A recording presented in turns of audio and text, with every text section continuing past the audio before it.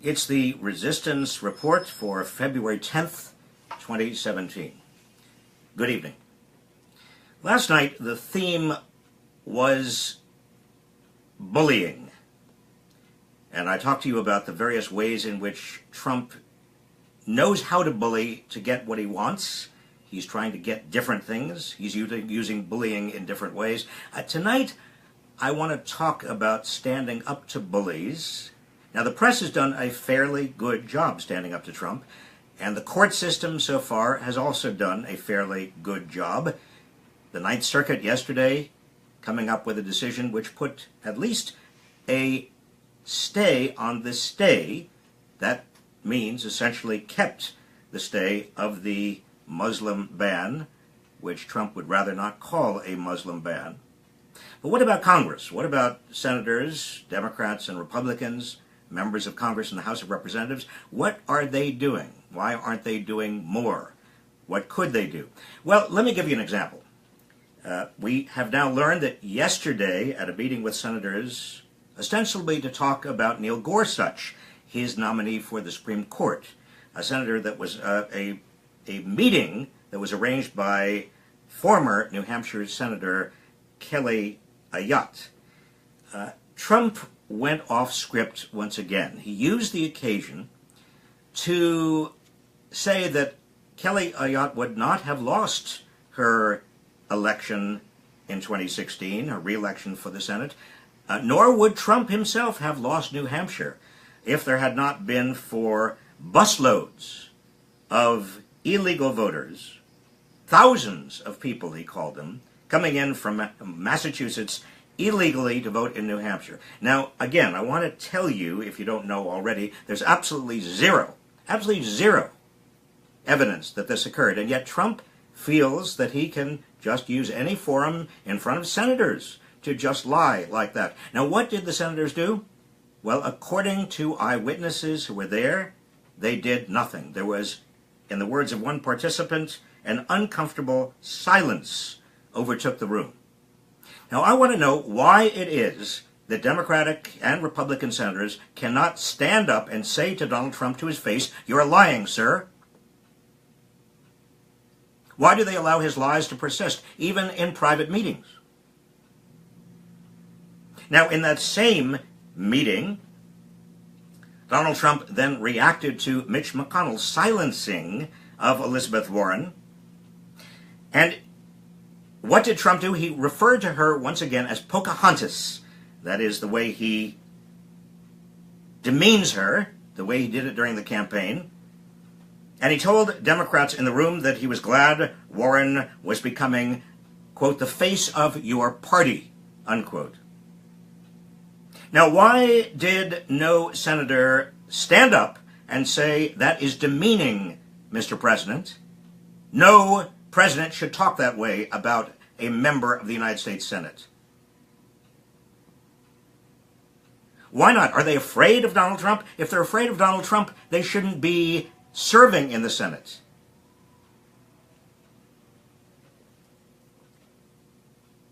I think our senators ought to have a little bit more backbone, whether they're Democrats or Republicans. Or here's another issue. How to explain Michael Flynn discussing removing Russian sanctions with the Russian ambassador before Trump was inaugurated. Now, you remember, we heard this story before, but Michael Flynn said, and Mike Pence also said, no, nothing was discussed with the Russian ambassador. This is before the inauguration. Nothing was discussed with the Russian ambassador, just some logistics. Well, it turns out, and it's coming out, and there's eyewitness accounts, that actually Michael Flynn did discuss ending sanctions with the Russian ambassador, and this was exactly the point where the Obama administration was going to level even more sanctions because of information coming out about Russian interference in the campaign. So just at that time, what happens? The person who is going to become Trump's national security advisor is on the phone. He's just a private citizen. He doesn't have any formal authorization. He's on the phone undercutting what the President of the United States, then Barack Obama, is doing. That is called illegality. That's illegal. That's against the law. That violates the Logan Act. No private citizen is allowed to do that. That's traitorous behavior. Now, did Trump know about that? If Trump knew about that, Trump needs to explain that. If Michael Flynn knew about that, he needs to explain why he did it. He's now saying he doesn't remember. Baloney, he doesn't remember? He ought to be fired.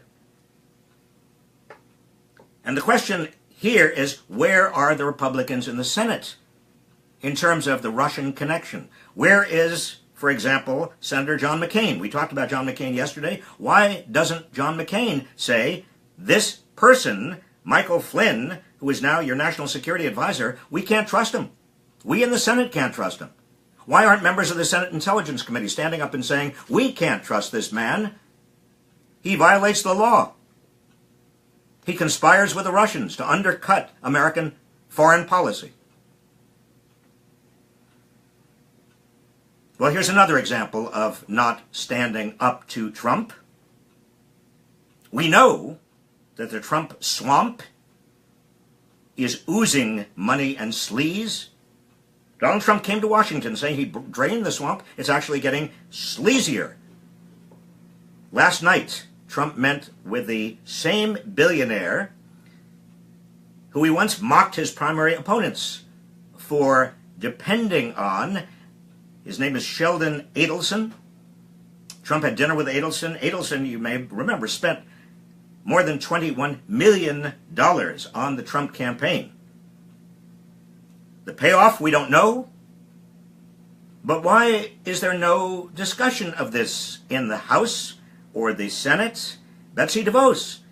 Betsy DeVos. She proved that cabinet positions themselves are for sale in the Trump presidency. Last year, in addition, the family of Andrew Posner, who is up for becoming the Secretary of Labor, contributed almost $700,000 to Republicans, many of whom are going to be deciding on whether Posner should be confirmed. That's more than twice the amount the family contributed in the 2012 and 2014 elections. But just like DeVos, Posner is buying his way into a cabinet position. Why isn't there more discussion? Why aren't senators saying this is wrong? Federal ethics laws would seem to be a bar to this, as they are a bar to what happened just a couple of days ago when Kellyanne Conway urged people to buy Ivanka Trump's line of clothing. And with Donald Trump castigated a department store, Nordstrom's, from canceling her line of clothing. That violates ethics laws, federal ethics laws. Let me just read this to you. It states, and no federal employee shall use his public office for his own private gain, for the endorsement of any product, service, or enterprise, or for the private gain of friends or relatives or persons with whom the employee is affiliated in a non-governmental capacity. Right squarely on point. Do these laws mean nothing? Now, there is a committee in the House of Representatives that is supposed to oversee the enforcement of this law. It's called the House Oversight Committee, and the chairman of the House Oversight Committee is Jason Chaffetz. Jason Chaffetz spent months investigating Hillary Clinton's emails. What about all of this? What about the swamp? What about Trump's tax returns, failures to provide his tax return? What about all of the conflicts of interest that Donald Trump has financially? Where is Jason Chaffetz? Well, I'm going to give you a piece of good information, because many of you might just be saying to yourself, well, it's Republicans. What do you expect Republicans to do? Republicans are not going to stand up to Trump. Well, who is going to stand up to Republicans? Here is some piece of good news. The people are rising.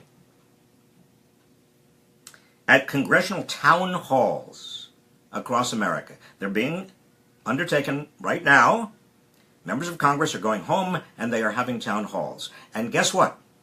Guess who is showing up at the town halls? Republican members of Congress. Conservative areas of the country. People are showing up who are angry at Donald Trump and at Republicans who are not standing up to Donald Trump. Last night in suburban Salt Lake City, local police estimated more than 1,000 people showed up at a high school auditorium to see who? Republican Jason Chaffetz, the person I was just talking about, who's not doing his job, who's not doing any oversight of the Trump administration and the Trump conflicts of interest and everything else that I have been mentioning. And hundreds of others waited outside, and for 75 minutes, Chaffetz confronted a crowd of angry constituents who asked him to do his job, who told him to do his job. Do your job, they said over and over. They chanted. What did Chaffetz say about Kellyanne Conway and her endorsement and her desire, her statement that people should go out and buy Ivanka Trump's products? Well, he said, and I'm going to quote him, Chaffetz, in response to angry constituents, angry about Kellyanne Conway, about Donald Trump, he said, quote, wrong, wrong, wrong. Well, Representative Chaffetz, if it's wrong, wrong, wrong, I expect you to do something about it. I expect you to hold hearings on the wrong, wrong, wrong. And when other members of the crowd expressed anger about the confirmation of Betsy DeVos for Secretary of Education, what did Chaffetz said? He said, I want to get rid of Betsy DeVos. This is the Republican, head of the House Oversight Committee. And it's not just suburban Salt Lake City. These are very conservative areas. 1,700 miles away in Murfreesboro, Tennessee, Republican Representative Diane Black. She had a town hall meeting. She was met by a crowd of constituents who were furious about the pending repeal of Obamacare. They're Republican constituents. They didn't want Obamacare repealed. One of them said, you want to take away this coverage and have nothing to replace it with? How can I trust you to do anything that's in our interest at all? You see, the way you get Congress to stand up to Trump is you stand up to Congress. The way you get Republicans to act in the public interest and stand up to the bully, Donald Trump, who is not only bullying but violating the law, the way you get Republicans to do their job is you demand that they do their job, or they are going to be out of their job at the next election, in the midterms. That's called democracy. That's how democracy works. So what we want to do in these nightly sessions is talk about not only what Trump is doing and what his administration is doing that is wrong and illegal and bullying and undermining of our democratic system of government, but also talk about what you can do, like going to town halls where your members of Congress are meeting with constituents and demanding they do their job, that they hold this administration accountable to the law, to you.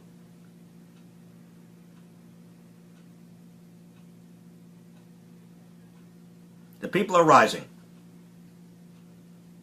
And that is the best news I can possibly convey. That's it for the Resistance Report tonight. Have a good weekend. See you next week.